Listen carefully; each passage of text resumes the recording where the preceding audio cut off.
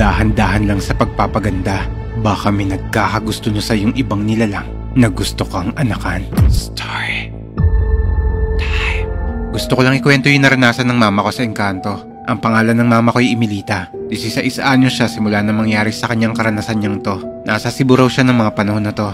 Doon kasi siya nagtatrabaho sa isang karinderya. Tapos yung likod daw ng karinderya na yon ay sementeryo na may malaking punong kahoy. Kaya raw siya nagtrabaho sa murang edad niya ay dahil naghiwalay daw ang mga magulang niya. Kaya napilitan siya magtrabaho para meron siyang pantustos sa sarili niya. Nagstay in siya sa karinderya na to. Medyo tumagal siya dun sa Cebu, mga 1 taon din. Nagsimula raw lahat ng kakaibang karanasan niya ng isang gabi. Alas 12 ng madaling araw, bigla raw nagising si mama kasi uhaw na daw siya. Pumunta daw siya sa kusina ng pinagtatrabahuan niya para raw uminom ng tubig. Tapos nagtaka siya nang biglang bumukas yung gripo na mag-isa. Binaliwala niya lang daw to dahil baka raw nagkataon lang. Tapos kumuha na siya ng baso at uminom din siya sa gripong bumukas. At natulog na siya ulit. Kinabukasan, busy ang lahat sa trabaho nila pati si mama. Pero pagsapit daw ng alas 12 ng tanghali, bigla na lang daw siyang inantok. Hindi raw normal na antok yon. Kasi sabi niya, kahit ayaw niya raw matulog, yung katawan niya raw ay biglang gustong humiga. At ang mga mata niya ay gusto nang pumikit sa antok.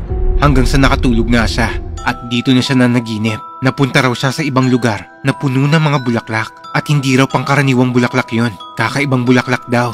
Tapos may humawak raw sa kamay niya na isang lalaki. Nagulat daw siya pero sumunod naman daw si mama. At naglakad sila papunta sa isang malaking bato. Habang hawak-hawak ng lalaki ang kamay niya. At umupo sila rito. Nagtaka si mama kasi alam niyang hindi normal yung panaginip niyang to. Sabi niya sa akin, hindi niya raw masyadong makita yung mukha ng lalaking yon. Kasi nakatagili daw sa kanya. Dahil magkatabi silang nakaupo sa may malaking bato. Pero mukhang gwapo raw yung lalaking yon at mahaba ang buhok. Hanggang naputol raw to.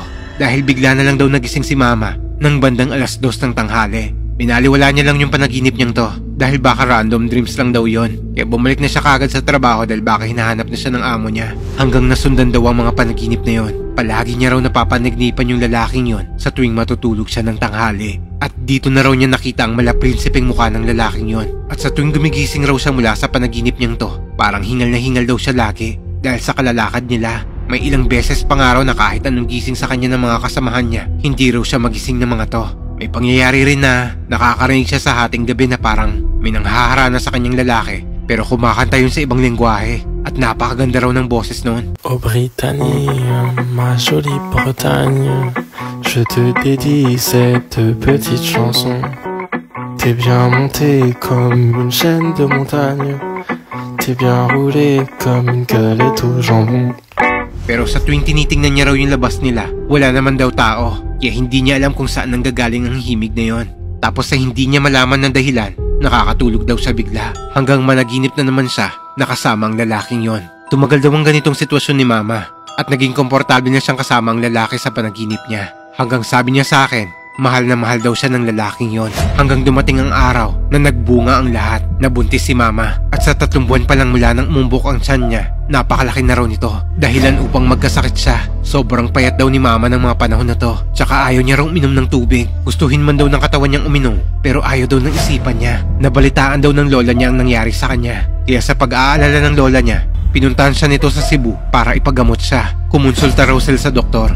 At ang sabi ng doktor, wala naman daw bata sa tiyan ni mama, kundi puro tubig daw yon. Kaya imposible daw nabuntis si mama. Hindi naniwala ang lola ni mama dito. Kaya nagdesisyon siyang pumunta sila sa albularyo. Sa oras ng pagdating nila sa albularyo, nanghina raw si mama na parang sinaktan daw ang katawan niya. Sabi sa kanila ng albularyo, kailangan daw tumawid ng dagat nila mama para hindi na sila sundan ng engkantong yon. At kapag hindi pa raw siya nilubayan nito, kailangan daw patayin nila ang sanggol sa sinapupunan niya. Kaya ang unang paraan ng ginawa nila, tumawid sila ng dagat papunta rito sa Bukidnon. Pero mas lalong nagkasakit si mama. Ang payat na nito na ayaw na niyang kumain at uminom.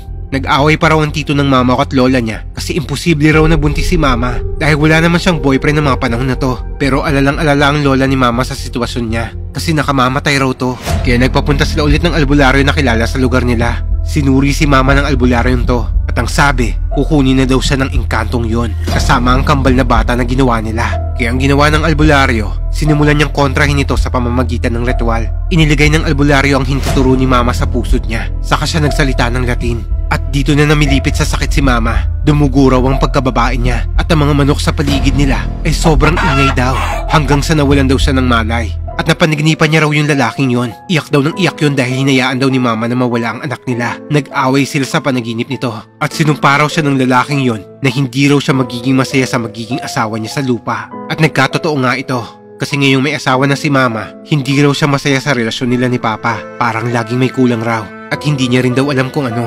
Siguro raw hinahanap niya yung pagmamahal sa kanya ng lalaking nasa panaginip niya. Sabi pa ni mama sa akin, pagkatapos daw ng gabing yon, nilibing daw agad nila lola ang kambal sa sinapupunan niya na parang mga aso daw to sa laki. Nakita pa raw ni lola na kulay asul ang mga mata ng kambal. Huling panaginip ni mama sa kambal niyang anak.